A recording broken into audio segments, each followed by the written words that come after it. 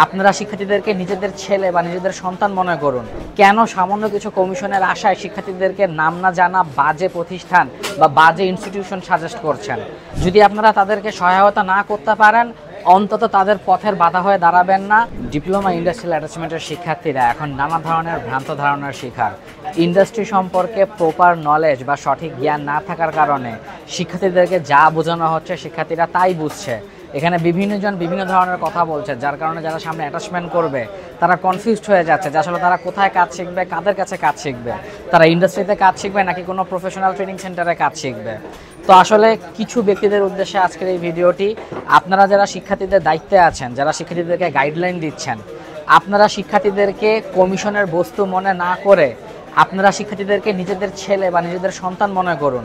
আপনি কি জেনে শুনে বুঝে আপনার ছোট ভাইকে, আপনার আপন ছোট ভাইকে বা আপনার আপন ভাইকে বা আপনার আপন সন্তানকে কোনো নাম না জানা ভিত্তিহীন লো কোয়ালিটির প্রতিষ্ঠানে দিতেন জাস্ট 500 টাকা বা 1000 টাকা কমিশন পাওয়ার জন্য? যদি উত্তর হয় না, তাহলে কেন আপনারা শিক্ষার্থীদের বিভ্রান্ত করছেন? কেন সামান্য কিছু কমিশনের আশায় শিক্ষার্থীদেরকে নাম না জানা বাজে প্রতিষ্ঠান বা বাজে ইনস্টিটিউশন সাজেস্ট করছেন?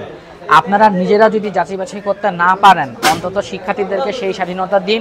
শিক্ষার্থীরা যেন নিজেরা যাচাই বাছাই করে প্রতিষ্ঠান ভিজিট করে নিজের মন মতো প্রতিষ্ঠান নির্বাচন করতে পারে এবং এই 3 মাস সময়কে সঠিকভাবে কাজে লাগাতে পারে।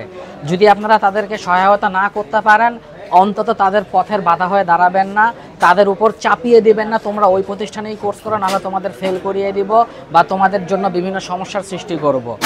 শিক্ষার্থীদেরকে কমিশনের বস্তু হিসেবে না দেখে নিজের সন্তান, নিজের আপন ভাই হিসেবে দেখুন। তাদের ক্যারিয়ারে সঠিক গাইডলাইন প্রদান করুন। যদি গাইডলাইন প্রদান করতে না পারেন, অন্তত তাদের ক্যারিয়ারের বাধা হয়ে দাঁড়াবেন না। ধন্যবাদ সকলকে। আসসালামু আলাইকুম।